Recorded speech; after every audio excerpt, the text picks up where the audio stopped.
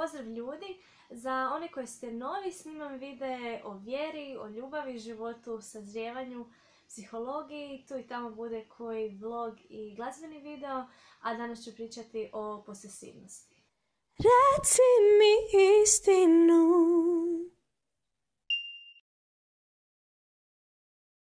Prva stvar koju sam htjela reći na ovu temu je da se posesivno mogu ponašati različite osobe.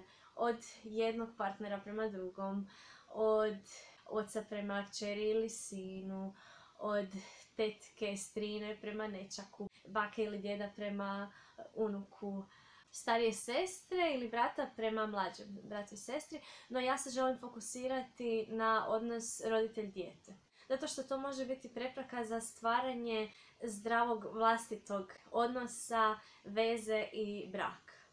Tražila sam u rječniku neku širu definiciju posesivnosti, no zapravo se svodi na tu riječ posesija ili na engleski possess, koji označava posjedovanje, imetak.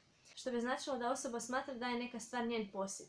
Primjerice, ja posjedujem ovaj mobitel, no jednako tako se to posjedovanje može odnositi i na osobe. Primjerice, kada se čuje da sestra kaže to je moj brat, ja znam što je najbolje za njega. Ili kada zaštitnički roditelj kaže to je moja kćer, ona će se ponašati kako ja to želim.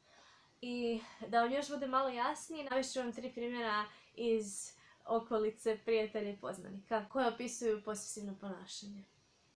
Prva osoba je ispočetka imala jako dobar odnos sa budućom svekrvom, odnosno sa majkom od budućeg muža, i svakodnevno su komunicirale, no kako se bližilo vjenčanje, to je majka sve više namatala svoje stavove i htjela donositi neke odluke umjesto njih. Primjerice, ko će im doći na vjenčanje, ko neće, ili kako bi nešto trebao njen sin napraviti, i to preveliko miješanje u njihov odnos je jako kobno završilo.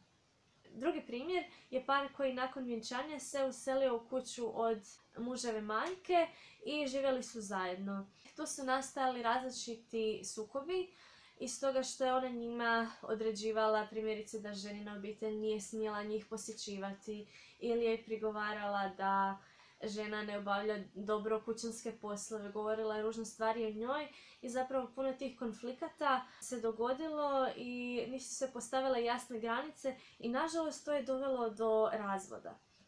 Treći primjer posesivnog ponašanja roditelja je kada roditelji kažu djetetu da on ne smije sa nekom određenom osobom biti u vezi ili da mora prekinuti odnos. I to možda zvuči razumljivo za djecu koja su tinejdžeri, jer tad još možda se osobe nisu izgradile. No ako se to ponašanje dešava u situaciji kada se radi o odraslom djetetu, o punoljetnoj osobi, tada je to već problem.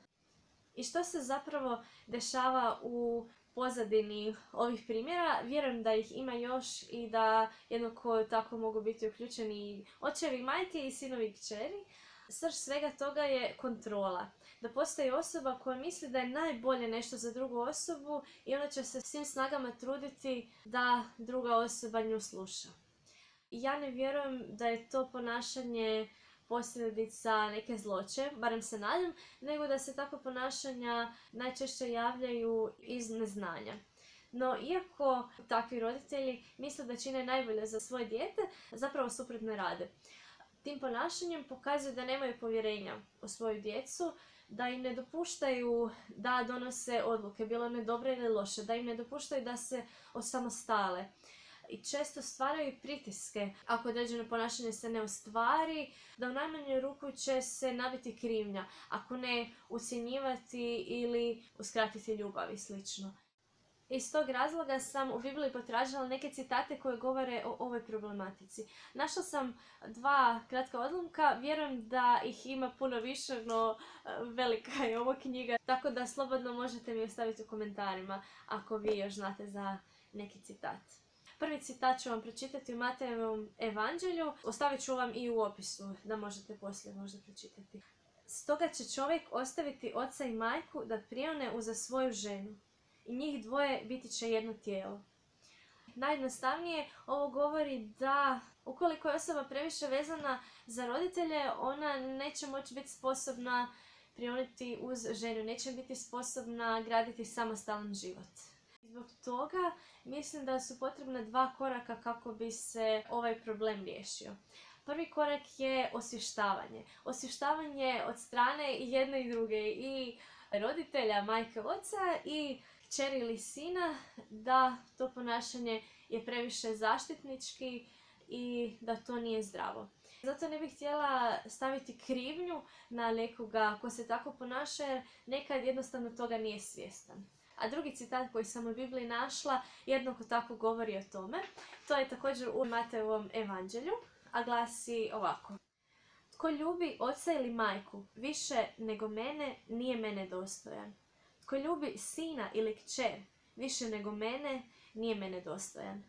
U najjednostavnijoj formi zapravo se govori da ne smije ništa biti više od Boga i da roditelji kojima su dijete centar svijeta trebaju ga spustiti na malo manju razinu svoga života, a jednako tako djeca koja uzvisuju važnost roditelja trebaju si to osvijestiti. A drugi korak je postavljanje granica. To je stvarno na odrasloj djeci da to uspostave, da kažu to ponašanje nije ok, da se nauče suprotstaviti. To bi bilo sve od ovog videa. Ja vjerujem da postoji puno lijepih roditeljskih ponašanja i puno zdravih odnosa, no važno je pričati o ovakvim problematikama kako bi stvarno čovjek u punini mogao živjeti svoj život, graditi dobre odnose i živjeti što je bolje moguće svoj brak. Ukoliko imate kakvih komentara ili pitanja, ostavite mi dolje i gledamo se u idućem videu.